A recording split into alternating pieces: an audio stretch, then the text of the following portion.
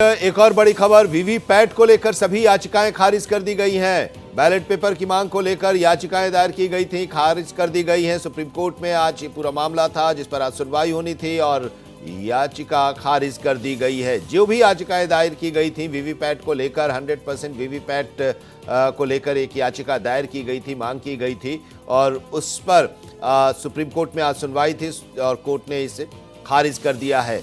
Ballot paper की मांग को लेकर भी याचिका दायर की गई थी जिसे खारिज कर दिया गया है। वीवीपैट को लेकर सभी याचिकाएं खारिज कर दी गई हैं। ये मांग की गई थी कि 100% वीवीपैट का उपयोग किया जाए और इसको लेकर कोर्ट में मामला दायर किया गया था। इस पर सुनवाई के लिए आज की तारीख थी, फैसला आने वाला था, लेकिन आज कोर्ट ने याचिका खारिज कर दी है। जो भी याचिका दायर की गई थी इससे संबंधित, वीवीपैट से संबंधित, उसे खारिज कर दिया गया है। बैलेट पेपर की मांग को लेकर भी जो याचिका थी उसे भी खारिज कर दिया गया है। तो चुनाव शुरू है। पहले चरण में 102 सीटों पर मतदान हो चुका है, दूसरे चरण में 88 सीटों पर मतदान चल रहा है और इस बीच वीवीपैट के 100% मतदान को लेकर याचिका दायर की गई थी अदालत में। अदालत ने आज का समय दिया था इस पर फैसला देने के लिए, लेकिन अदालत ने उन याचिकाओं को खारिज कर दिया है। गोपाल कृष्ण हमारे संवाददाता इस वक्त हमारे साथ जुड़े हुए हैं। आज ये फैसला आने वाला था और इसको लेकर सब इंतजार कर रहे थे। अब याचिकाएं खारिज कर दी गई, क्या कहा कोर्ट ने, गोपाल? देखिए, कोर्ट ने याचिका खारिज करते हुए कहा है कि 45 दिन तक स्टोर किया जाएगा यूनिट, सिंबल यूनिट को, और साथ ही यह भी कहा है कि अगर कोई कैंडिडेट कंट्रोल यूनिट या पैनल यूनिट को लेकर के कोई कंफ्यूजन है या कोई किसी प्रकार के कोई स्पष्टीकरण वो चाहता है तो फिर चुनाव खत्म होने के 7 दिन के भीतर वो इसकी मांग कर सकता है, इसको लेकर के, और चुनाव आयोग उसकी मांग पर विचार कर सकता है।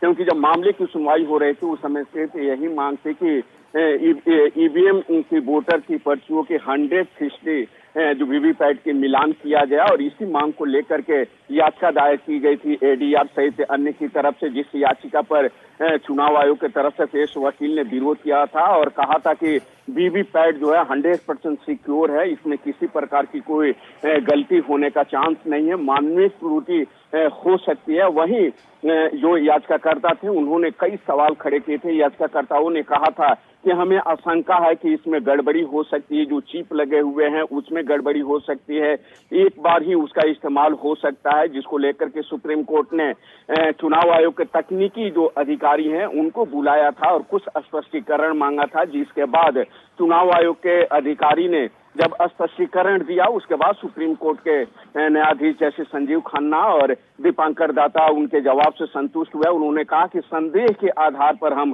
कोई आदेश नहीं दे सकते हैं, और सुप्रीम कोर्ट ने याचिकाकर्ताओं से यह भी कहा है कि चूंकि चुनाव आयोग एक न्यायिक संस्था है तो हम उससे अलग जाकर के कोई फैसला नहीं दे सकते हैं। यह सुनवाई के दौरान ही सुप्रीम कोर्ट ने संकेत दे दिए थे। तो वीवीपैट पर बारकोड के बारे में कहा है सुप्रीम कोर्ट ने, और साथ ही अब यह साफ हो गया है कि बैलेट पेपर को लेकर जो याचिका दायर की गई थी वो भी खारिज हो गई है और ईवीएम से ही मतदान होगा। जी बिल्कुल, वीवीएम से ही मतदान होगा। यह स्पष्ट हो गया है कि वीवीपैट को लेकर जो सुप्रीम कोर्ट का पहले का फैसला था कि हर विधानसभा क्षेत्र में 5% जो है एट्रेंडम जो उसका मिलान किया जाएगा, तो वो मिलान होगा। उसके परसेंटेज भी सुप्रीम कोर्ट ने नहीं बढ़ाई, क्योंकि यहाँ पर 100% मिलान की मांग की जा रही थी। और यह भी सुझाव दिए गए थे कि जो 7 सेकंड लाइट जलता है वोट देने के बाद, वो लाइट कंटिन्यू जलना चाहिए, जो स्लिप है वो बॉक्स में जाकर के गिरना चाहिए, वहां पर पारदर्शी शीशा लगाया जाना चाहिए ताकि कैंडिडेट देख सके कि वो किसको वोट, जिसको वोट दिया है उसी को वोट वो गया है कि नहीं। ये तमाम सुझाव दिए गए थे याचिकाकर्ताओं की तरफ से, लेकिन सुप्रीम कोर्ट ने ये सभी सुझाव को मानने से इनकार कर दिया और सुप्रीम कोर्ट ने यही कहते हुए याचिका को खारिज कर दिया है। तो ये जो सुप्रीम कोर्ट ने वीवीपैट पर्ची पर बारकोड का सुझाव दिया है, ये अगले चरण से लागू हो जाएगा? चुनाव आयोग को कोई निर्देश दिया है या चुनाव आयोग की तरफ से कुछ कहा गया है? देखिए, इस यानी कि 2024 लोकसभा में जो चुनाव हो रहे हैं, आज दूसरे चरण के जो मत हो रहे हैं, इसमें लागू नहीं होगा, यानी कि 2024 में लागू नहीं होगा। 2029 में जो चुनाव होंगे उसमें वो लागू हो सकता है, या आने वाला जो विधानसभा चुनाव है वहां पर बार कोड का इस्तेमाल किया जाएगा, लेकिन इस लोकसभा चुनाव में नहीं होगा। सुप्रीम कोर्ट ने वीवीपैट 2014 से लागू किया गया था और माना जा रहा था कि यह सिक्योर है, इसमें किसी प्रकार की कोई गड़बड़ी नहीं हो सकती है, लेकिन उसके बावजूद भी आशंका के आधार पर याचिका दायर की गई और कहा गया कि इसमें गड़बड़ी का चांस है और इसको जो है सुलझाया जाना चाहिए, इस चांस को खत्म किया जाना चाहिए कि किसी प्रकार की कोई गड़बड़ी ना हो। मतदाताओं को यह अधिकार है कि वो देख सके कि जिसको वो मतदान दिया है उसी को मतदान जो है वोट उसका गया है या नहीं गया है। गोपाल कृष्ण, जिन लोगों ने याचिका दायर की थी उनसे या उनके एडवोकेट से भी अब इस निर्देश के आने के बाद बातचीत हुई, क्या वो लोग संतुष्ट हैं? देखिए, याचिकाकर्ता सुप्रीम कोर्ट के इस फैसले से संतुष्ट नहीं है। उनका मानना है कि सुप्रीम कोर्ट को कम से कम जो इनके द्वारा सुझाव दिए गए थे उन सुझावों पर विचार करना चाहिए था और वो मेमोरी होती है क्योंकि सिंबल लोडिंग करी जाती है और इसलिए इनको मैनिपुलेट किया जा सकता है अगर आप कोई उसमें मैलिशियस प्रोग्राम डाल दें। और इस वजह से ये ज़रूरी है कि जो वीवीपैट है उसका पूरा पेपर ट्रेल का ऑडिट होना चाहिए, सारे वीवीपैट स्लिप्स को काउंट करना चाहिए। और क्योंकि वीवीपैट में भी काला शीशा लगा दिया गया था तो इस वजह से हम लोग ये कह रहे थे कि या तो उसका ट्रांसपेरेंट शीशा करिए और या नहीं तो उसको जो स्लिप जो प्रिंट होती है वोटर के हाथ में देकर और उसको उसमें बैलेट बॉक्स में डालकर और उसकी काउंटिंग कर लीजिए। सुप्रीम कोर्ट ने ये सारी हमारी मांगें को ठुकरा दिया है और ये बोला है कि अच्छा इलेक्शन कमीशन इसको एग्जामिन करे कि सारे बैलेट पेपर्स पर अगर हम वो डाल दें मार्क, उस पर मार्क डाल दें जिसको बार कोड जिसको कहते हैं बार कोड डाल दें तो उसकी फिर मैकेनिकली मशीन से काउंटिंग हो सकती है कि नहीं, इसको एग्जामिन करें।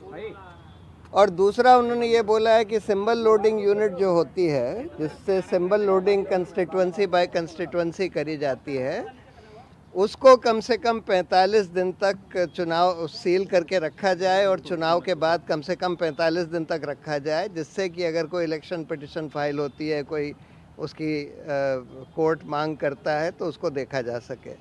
तीसरी बात उन्होंने ये बोली है कि जो इसमें इलेक्शन कमीशन ने बोला कि नहीं इसमें जो मेमोरी होती है वो तो चिप में बर्नट होती है और तो कोर्ट ने ये बोला है कि जो भी बर्नट मेमोरी है उसमें 5 हर असेंबली कंस्टिट्यूंसी में 5 ईवीएम यूनिट्स की बर्नट मेमोरी को एग्जामिन करने का नंबर 2 या नंबर 3 कैंडिडेट दरख्वास्त दे सकता है और उसको फिर एक टेक्निकल टीम एग्जामिन करेगी, लेकिन उसका खर्चा उस कैंडिडेट को देना होगा जो उसकी मांग करता है। ये कह के उन्होंने ये सारी पिटिशन डिस्पोज ऑफ कर दी। प्रशांत सर, चूंकि अभी चुनाव चल रहे हैं और अभी 7 चरण का चुनाव है, इंग्लिश में हम बोल देते हैं। So today the Supreme Court delivered its judgement on EVM and VVPAT. Our demand was that because the EVMs have a programmable memory and therefore can be manipulated, so in order to avoid public apprehension about the integrity of the EVMs, one of the 3 things could be done. Either you go back to paper ballots, or you give the VVPAT slip in the hands of the voter, which can be put in the ballot box and then counted, or in the alternative, the black glass of the VVPAT machine should be made transparent, or at least the light should be remain on for all the time. तो इस वक्त की बड़ी खबर हम आपको बता रहे हैं, वीवीपैट को लेकर जो याचिका दायर की गई थी, ईवीएम और वीवीपैट को लेकर, उन सभी याचिकाओं को सुप्रीम कोर्ट ने खारिज कर दिया है। याचिकाकर्ताओं की तरफ से ये कहा गया था कि इसे मैनिपुलेट किया जा सकता है, और इसको लेकर जो याचिका दायर की गई थी उसे खारिज कर दिया गया है। वीवीपैट पर्ची पर बारकोड का सुझाव सुप्रीम कोर्ट ने दिया है और साथ ही ये भी कहा गया है कि नतीजे के 7 दिन तक दोबारा जांच संभव है। और ये भी कि अगर कोई शिकायत है तो इस पर दूसरे या तीसरे नंबर का जो उम्मीदवार है वो इसके बारे में शिकायत कर सकता है और जो उसको लेकर खर्च आएगा उसे उस उम्मीदवार को ही वहन करना पड़ेगा। नतीजे के 7 दिन तक दोबारा जांच संभव है। जांच का जो खर्च होगा वो उम्मीदवार ही उठाएगा। वीवीपैट को लेकर जो याचिकाएं दायर की गई थीं वो खारिज हो गई हैं और ये साफ हो गया है कि ईवीएम के जरिए ही चुनाव होगा और ये जो ईवीएम के जरिए चुनाव चल रहा है यही कंटिन्यू रहेगा। बैलेट पेपर के जरिए चुनाव की मांग की गई थी जिसे खारिज कर दिया गया है। तो अब ईवीएम से ही चुनाव होगा, मतदान होगा, सिंबल लोडिंग यूनिट सील की जाए। तो भारत में हम आपको बता दें कि ईवीएम कैसे आई। 1977 में ईसीआईएल को ईवीएम बनाने का टास्क मिला था। इलेक्ट्रॉनिक्स कॉरपोरेशन ऑफ इंडिया है ईसीआईएल। 1979 में ईसीआईएल ने ईवीएम का प्रोटोटाइप पेश किया। 6 अगस्त 1980 को सियासी पार्टियों को ईवीएम दिखाया गया। मई 1982 में केरल के पारूर उपचुनाव में पहली बार इसका इस्तेमाल किया गया और इस मशीन को लेकर उस वक्त कोई कानून नहीं था। सुप्रीम कोर्ट ने पारूर उपचुनाव को खारिज कर दिया था। 1989 में रिप्रेजेंटेटिव्स ऑफ पीपल्स एक्ट 1951 में संशोधन कानून में ईवीएम से चुनाव कराने की बात जोड़ी गई। कानून बनने पर भी कई साल ईवीएम का इस्तेमाल नहीं हो पाया। 1998 में 3 राज्यों की 25 सीटों पर ईवीएम का प्रयोग किया गया। मध्य प्रदेश, राजस्थान और दिल्ली में चुनाव जो हुआ था उसमें ईवीएम का इस्तेमाल किया गया था। 1999 में 45 सीटों पर ईवीएम से वोट डाले गए और फिर 2000 में हरियाणा में जो चुनाव हुए थे उसमें 45 सीटों पर मतदान हुआ। मई 2001 में 4 राज्यों की सभी सीटों पर ईवीएम से वोटिंग कराई गई। तमिलनाडु, केरल, पुडुचेरी और पश्चिम बंगाल की सीटों पर इस्तेमाल किया गया ईवीएम का। 2004 के आम चुनाव में 543 सीटों पर मतदान हुआ।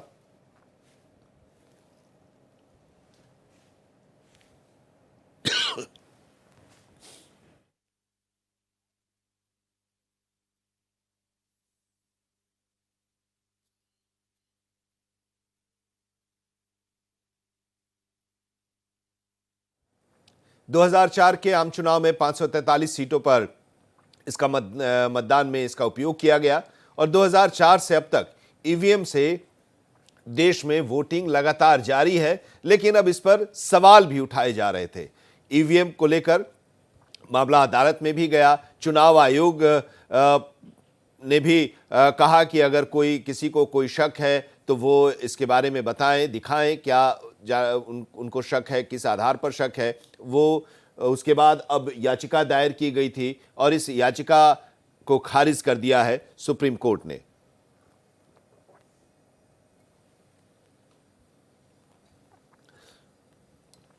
और कहा है कि वीवीपैट पर्ची पर बारकोड का एक सुझाव सुप्रीम कोर्ट की तरफ से दिया गया है और यह अब साफ हो गया है कि फिलहाल ईवीएम से ही मतदान होगा। 2 चरण का, पहले चरण का चुनाव हो चुका है, दूसरे चरण के लिए आज वोट डाले जा रहे हैं 88 सीटों पर। और जो बारकोड का सुझाव दिया गया है वो अब इस 2024 के चुनाव में तो संभव नहीं है। 2029 का जो चुनाव होगा या उसके बाद जो विधानसभा के चुनाव होंगे उसमें इसको लागू किया जा सकता है। नतीजे के 7 दिन तक दोबारा जांच संभव है और जो खर्च आएगा उसको उम्मीदवार वहन करेगा। तो हम आपको बता रहे हैं कि ईवीएम भारत में कैसे आई और अब 2004 से लगातार देश भर में ईवीएम के जरिए सभी सीटों पर चुनाव हो रहा है। आज़ादी के बाद से बैलेट पेपर पर चुनाव होते थे और बैलेट पेपर को अब खत्म कर दिया गया है। मांग अब की जा रही है बैलेट पेपर के जरिए चुनाव कराने की और ईवीएम के साथ साथ ये तस्वीर भी हम आपको दिखा रहे हैं। ये तस्वीर देखिए, पूर्व प्रधानमंत्री एचडी देवेगौड़ा मतदान के लिए मतदान केंद्र पर इस वक्त अपने मताधिकार का प्रयोग करने।